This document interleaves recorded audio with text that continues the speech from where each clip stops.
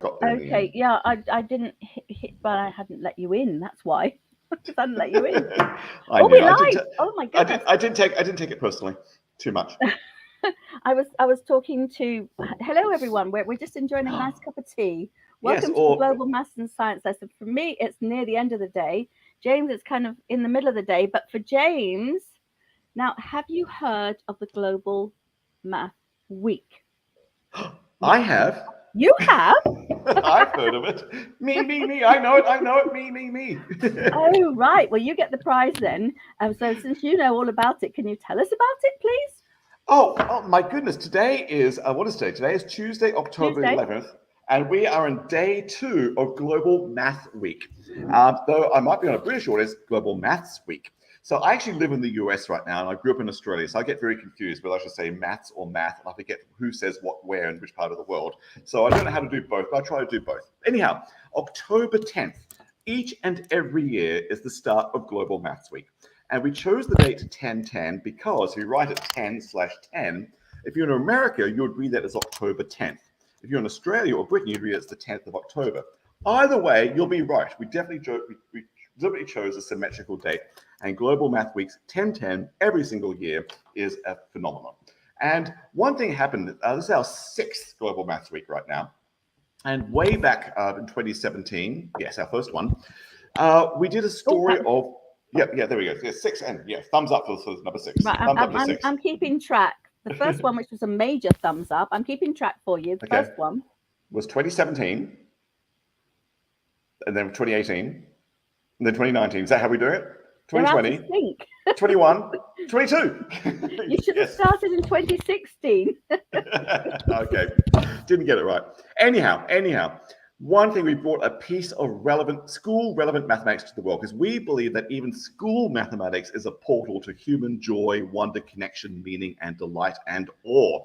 And we had 1.6 million people join us our very first week, which is amazing. And we've been going strong ever since. Right now, I think the numbers are 7.52 million people for this Global Maths Week so far. Well, I guess we're doing cumulative numbers. Since 2017, we're now at 7.52 million. Oh, okay, you're accumulating. Okay. We're accumulating, but they're only the people we know how to count, because we have a particular web app where you can go and play with these things that we present to the world. But we know other parts of the world don't have access to computers, don't have access to technology, and we know they're doing our topic of exploding dots, this wonderful story of place value, in their parts of the world as well. So who knows? The number could be 10 million, the number could be 20 million, the number could be 100. How many people on the planet? How many people on the planet, Carol? 7 billion and coming up for 8 billion, I think. So okay, it must be at least a billion. Must be a billion at least by now. Must be a billion at least by now. Thank you. I like that. So yes, we are now in the billions. We've just declared it so. It's just about doing a piece of mathematics together sometime during the week and sharing it with whoever, be your local community, just your family, on social media, and people do that. And it's just lovely, because maths really does transcend borders and unite communities. And here we are all doing maths together during Global Maths Week. It's pretty amazing, actually. So thank you for letting me share Global Maths Week. So check it out. Just go to Global Math Project. Okay, there's the American math, globalmathproject.org. And it's in the description. Oh, and it's in the description. Yes, it is, because everyone's so good here. And you can check it all out and see what we're doing. Let's see what we're doing, which is great. I don't know if the description's there or there, depends where you are, but it's somewhere. Look for the description. Okay. You'll find it. Oh, I'm not. I see my mirror image. That's very strange. Okay. Yes, I know Making exactly. me dizzy. Sorry, I'll stop. So hello everyone. Yes, so this is so exciting to be here for Global Maths and Science Lesson Day. This is really happening. There's so much global good going on right now in learning and doing and playing and thinking. I'm really impressed. Tell me about Global Maths and Science Lesson Day. What's happening? Well, we were so excited because we got 20,000 people. Which is phenomenal, which is awesome. So we can add those onto your numbers, but I can't do it officially on the thing. But you can add those 20,000 onto your numbers, because we are part of Global Maths. Which we're means deliberately doing it. You want to add our numbers to you? What a great idea! But we're deliberately doing it this week because we wanted to be part of Global Math Week, and next year we weren't able to do 10-10 this year because it's a holiday in South Africa and we have a huge contingent in South Africa. But hello, South Africa. Yeah, you're coming. You're coming. Oh, I'd love to come. Yes. And so 10/10 next year, though. Yes, we'll be doing this on 10/10 next year. Which so I believe is going to be a Tuesday. A Tuesday, indeed. Excellent. Just in case the Monday's a holiday again, we're doing it on Tuesday, 10/10. But then we'll keep the 10/10 until we can't, and then then we'll go back to 10/10 as soon as we can again. So the one thing I love about Global Math Week, people say we got the mathematics wrong, because the Global Math Week is officially October 10th to October 17th. And if you think about it, that's 8 days. So we have a very generous Global Math Week. We do 8 days of math. Yeah, but why wouldn't you? Good question. Why not? Exactly. Good response. Why wouldn't you? I love it. Good answer. Good response. Of course. You're welcome. So, okay, well, let's do the first bit of, let me see, we're going to start with technological, I should know better than that. I'm an electronic engineer. Technical problems. There we go. Technical challenges. Technological challenges. To hold this up. Not only that, we had discovered this morning that we had an error on our worksheet, which, so the sheet talk rule was A to B and B to A. Oh, that's not very much of a rule. Oh no, but my version has the correct thing. When I printed it the other day. The teacher notes does, but not the worksheet that the kids get. Oh, I see. So that was the rule. Was it going to be very challenging? And it certainly wasn't going to have to be my result. So I quickly sent out an email to everyone, said, make sure you add the B. Oh, I did see that email very quickly. I had a very busy morning, but I saw your email go by. Now I understand what it was. I haven't looked at it properly yet. Moment. It's like, no! Do you know what? But this is also beautifully human. That's how it works. This is great. Exactly. And what a great discussion. The kiddos will realize it's very simple and not very interesting, which is great. That's something to rest. And then we'll go to the next level up. And let's make it A to B and then B to A, B. And suddenly everything changes. Exactly. Whoa. One little tweak changes everything. You're going to love that. Brilliant. Takes it from boring to mind-blowing. Mind-blowing. So okay, yeah. Can I just say something? Oh, because I love that rule. Because way back about 3,000, 4,000 years ago, I guess. Hold up on your screen. So I'm going to hold up something on my screen as well. The ancient Egyptians were very good at beekeeping. They actually collected honey and they kept bees. And they noticed something very interesting about the genetics of bees. The female bees always lay an egg. And if that egg is not fertilized by a male, it will always turn out to be another male drone would be born from the egg. But if a male were to come along and fertilize the egg, then a female would attach from that egg. So that means, if you think about it, every female has two parents. A female and a male would produce a female bee, and a female all by herself with no male coming along produces a male bee. So here's the genetics of beekeeping. Every female has a female and male parent, but every male has only a female parent. So there's some similarity here. They are basically, if I change my arrows, if I change the direction of my arrows on my diagram, and then change the A's to B's, A's to F's and F's to M's and B's to M's, it's actually exactly the same rule. The genetics of bees is literally that language of sheep. It's amazing. In fact, if you draw a family tree for bees, you'll see amazing structure. Another way to do that same worksheet. In fact, I had fun. Just as we were waiting to start, I drew a bee. And I have a question. I don't know how many wings a bee has. I did 4, but I don't know if that's right. I don't know how many legs a bee has. And I did 6. I don't know if that's right. And I don't know if bees have antennas, but I gave them 2 antennas. And I don't know if that's right. So how correct is my bee? That's what I need to know. Someone's in the chat can tell me. Yeah, there you go. We need to know how correct this bee is. Yeah. And my next question, did I at least do a cute picture, even if it's completely wrong? Is it at least cute? Of course. No, but wait, there's one thing missing. What's that? It doesn't have a smile. Oh, a smile. Okay. Yeah. It definitely needs a smile. Okay. I don't know how to do a smile on this.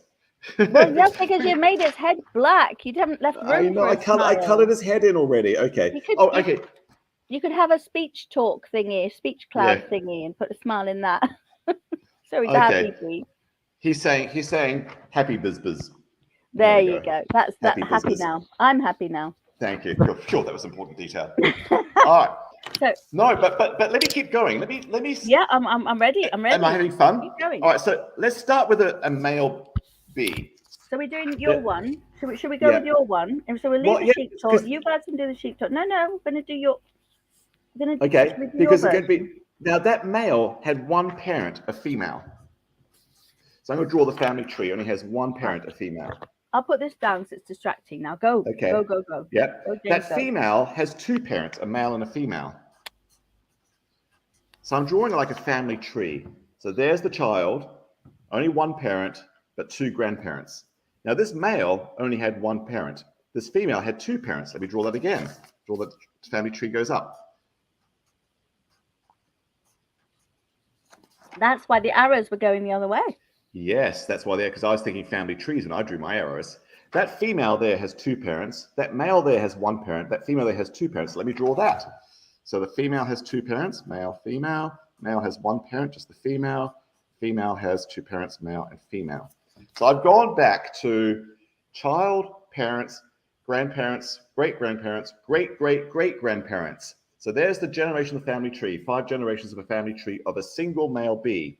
There's one child, one parent, 2 grandparents, 3 great-grandparents, 5 great-great-great-grandparents. 1, 2, 3, 5. James, you keep adding a great, just. Did I do too many? Too many, twice in a row. I don't understand what greatness is, apparently. So, oh, can you get it right for me? Can you say the correct things? I clearly get it wrong. Great-great-grandparents. So, child, parent, parents, grandparents, great-grandparents, great-great-grandparents. But not 3 of them. Okay, let me do the third one. Every male has one parent. Every female has 2 parents. I drew the great-great-great-grandparents now. You can say that, but don't add an extra great. Now you can say what you said before, and you'll be spot on. But okay, can you have a prediction? We had 1, 2, 3, 5. How many bees are in the next generation up? Someone has a mouthful of tea right now. I'm not allowed to say because I know. You know. You know the answer. You're not supposed to answer. 3, 5. Can I say it now? Yes, why not? 8. So here we are discovering a sequence of numbers, which you also discover on that worksheet about the sheep speaking a language, because it is the same problem, just sort of I've done it upside down to what's on the worksheet. And it really was noticed by the ancient Egyptians about 3,000, 4,000 years, a sequence of numbers 1, 2, 3, 5, 8, which has an amazing pattern to it. But let me start writing the numbers. But wait, you write the numbers, and I'd like to write your equivalent here.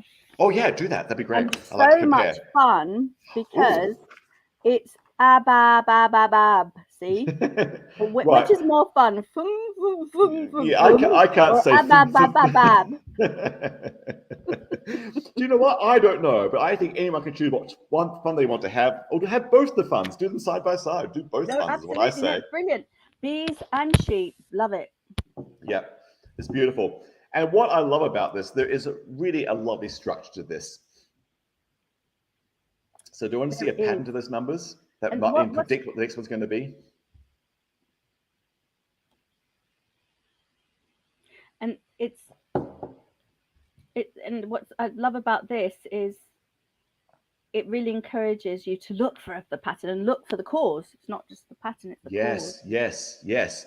Because it's really interesting that each generation has that bee has only half a child, if you like, whereas that bee has a full child. There's something going on about how the levels relate to each other. Something very interesting. Anyhow, but the next number is going to be 1, 2, 3, 14. Okay, 13. Yes. You can then start playing. Why would the number of bees in one level have to equal the number of bees in the previous level plus the number of bees in the previous level?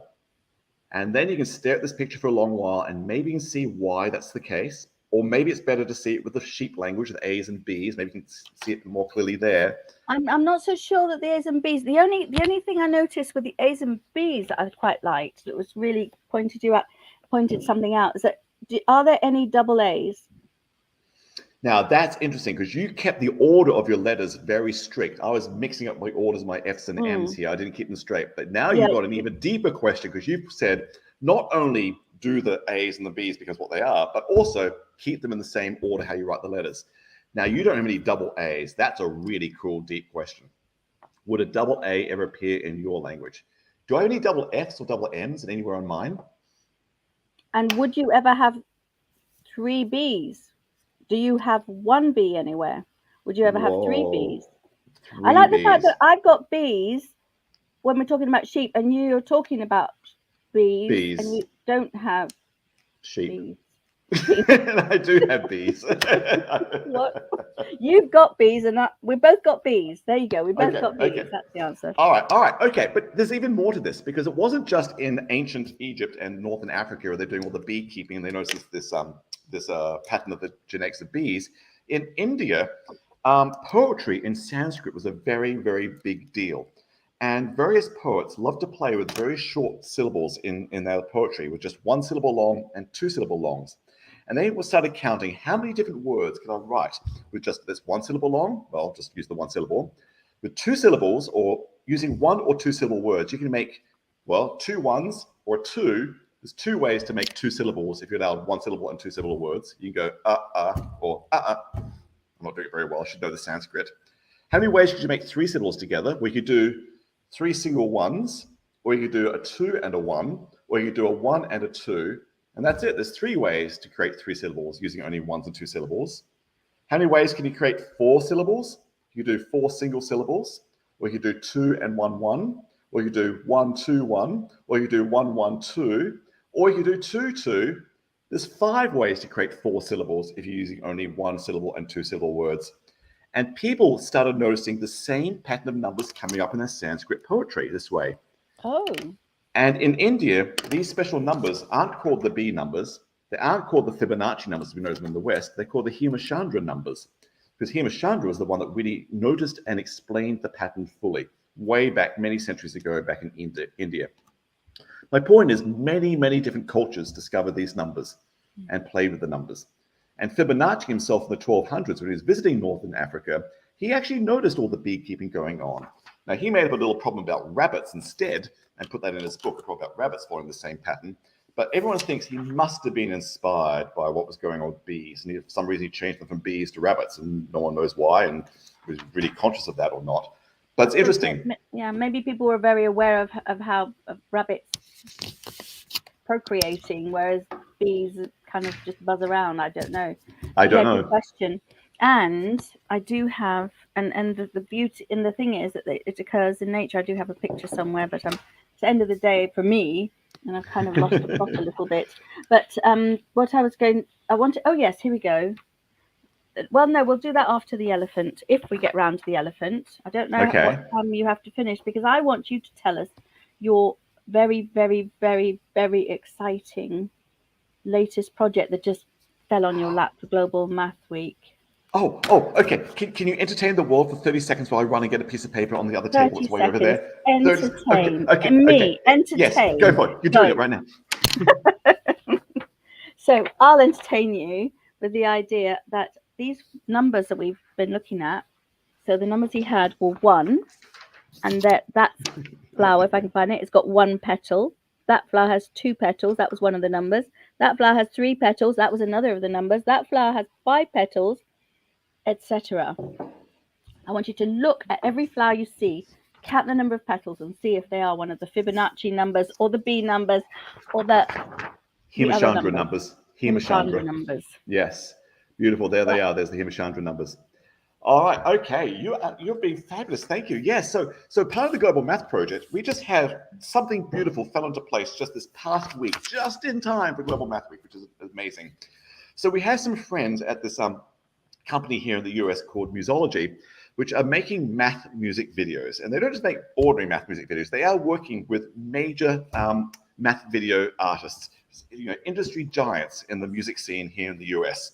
And 2 particular industry giants, I don't actually know their names. I don't actually not known these people, but Maria Christensen and Glenn Packard. She is a world-famous songwriter. She's written songs for Jennifer Lopez and Celine Dion and so forth.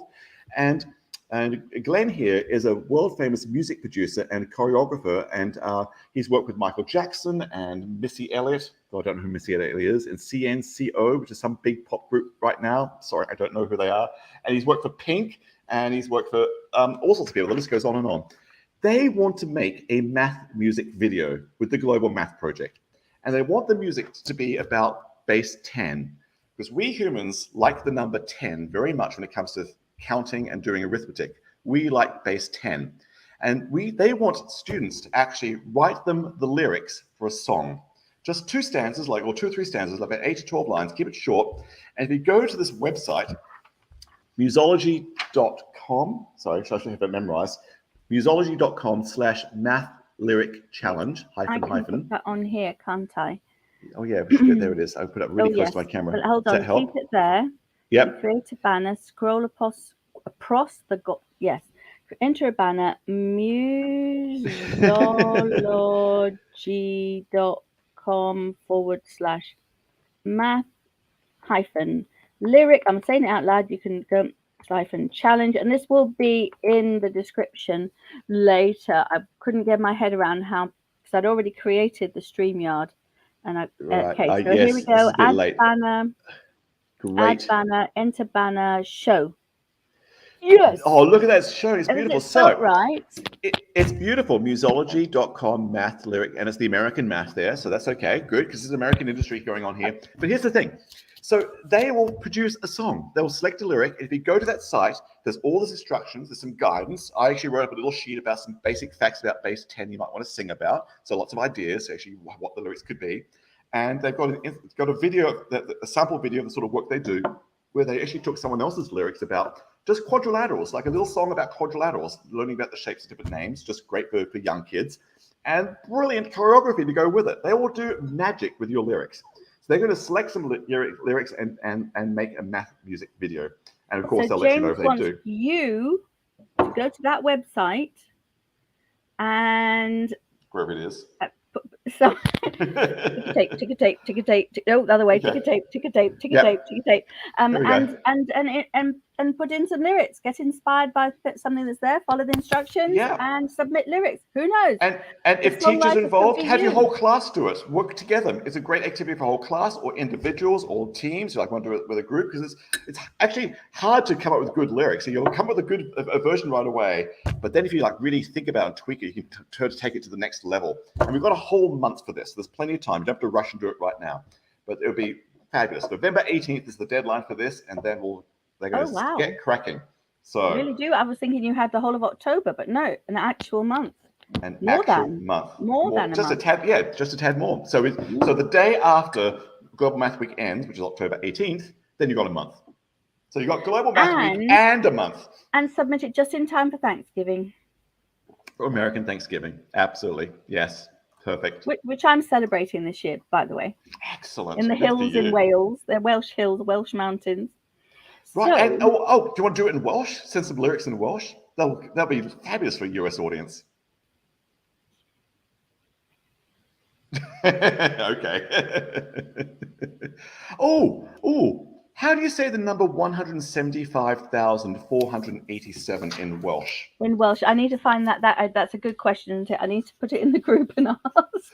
But I tell you what, I know how to say million in Welsh. How do you say million in Welsh? Million. That is amazing. I wouldn't even know what that means. I couldn't even begin to guess if you just said that cold to me. That's brilliant. So let me what's the number? What's the number? 175,487. 175,487. Was this the same number that you did last year or earlier? Was it a different number? No, it's a different number. We just did 87 last year. Now we're going all the way. 175,487, because you're all right for French, Spanish, and you're all right for Danish, aren't you? You're sorted with those two. Not Danish, no. It wasn't this long. The last one for Danish. Last time was only the number 87. Oh, now we're going bigger. Okay. Please. Oh, but how to pronounce it? Please. And how does it translate word for word into English? For example. Okay. You're thinking. I'll wait till we stop thinking. Hold on. Please tell me what is in Welsh. And then whoever answers, I will then pursue, is in Welsh. Thank you. Beautiful. Whoever Because it's answers, I'll then bug the heck out of them until they give it. Thanks. And then what I need to know then is what's the literal English translation. But you still need the Danish one for that then. That'd be great if you can send me the Danish one. I can do the Danish one. I can do the Danish one. I'll do it later. So this is. So what's this part of? Because I know you asked the question before, and now you're asking this other question. Is this part of? I know. I'm confusing people. This is just fascinating because people just sounding right to us with different ways to say numbers. For example, in English we say 170. T means 10 and 5,000. 400, 8 tens, 80, and 7. So we speak very much base 10. But in French, so I don't speak French, they say literally 115,000, 75, which literally translates to 15,000, 400, and 4 20s and 7. So the French speak base 20 when they say this number out loud. Danish is a bit similar. It's 100 and half 80, but I can't remember exactly what 80 is, but 80 is a weird word. Yes. Half 80, 5, 105 and half 80, 400, 7, 80. Isn't that interesting? Yes.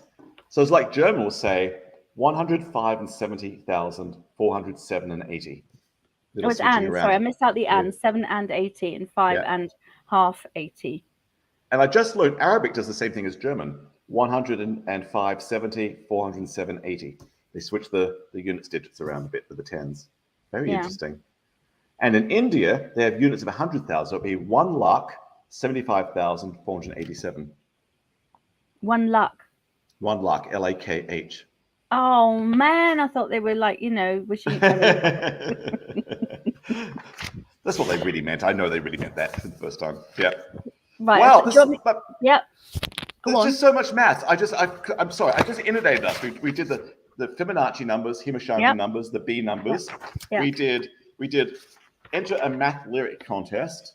And just because I'm personally curious, I'd love to know how people say this in different languages. That's just my own personal curiosity, not a competition or anything. But if you want to share how you say it in your language, tell me what the language is. That's helpful. Some people just tell me that just write in a language. Sadly, I don't know what language it is. Just what language you're speaking, how you actually say it in that language or write it out, and how that translates literally word for word into English. And it's really interesting what different cultures do with a big, long number like this. And I'm going to put everything together and I'll send it out with the world when I've got a lot of examples. That's really He really does do that. He does follow through. So, how much time have you got, James? I've got 1 more minute. You've got 1 more minute. In that case, on that note, I'm going to say thank you. Is there anything else, any other link, anything that you want to share quickly before we go? I think I've overwhelmed everyone with those 3 things, but I think it's cool. I think everyone should have great fun with the golden ratio and the Fibonacci numbers, the Himashanga numbers, the B numbers. There's a lot of great stuff here. I was actually really impressed with all the fun to be found in this sheet. I guess I got the teacher notes here, and there's also the student worksheets. That's all good. I would love you to think about writing some lyrics for base 10. That would be a base 10 song by these huge superstars in the music video making industry. I'm so excited about that. That's pretty cool. I'm going to add that onto the link now, so that'll be in the description in a minute. Go ahead, last thing. And just for fun, because James Tanton's curious, I just love to know how this number's said in different languages, just for James Tanton's fun. So it's 3 confusing things. I've given us 3 different calls to action. Play with the Fibonacci numbers. Tell me how this number is said in your language, and then write some math music video lyrics. Whoa, awesome! And sign up for Global Math Week. And the link is definitely already in the description, which is there. Right there, somewhere on the screen. Got it. I know what you're doing. You're pointing all directions. This has been such a joy, such a pleasure. Thank you so much, and thank you for staying up late in your beautiful homeland there. It's nighttime for you already. It's just lunchtime for me. And I've got the rest of my beautiful sunny Phoenix weather to go through today. And I'm thinking of you and thanking you immensely for this wonderful math joy that you're bringing to the world. Oh, thank you, James. It's such a joy talking to you every time. I'll speak to you soon. Thank you. Fabulous. Bye, everyone. Bye-bye. Thank you. You bet. Bye-bye.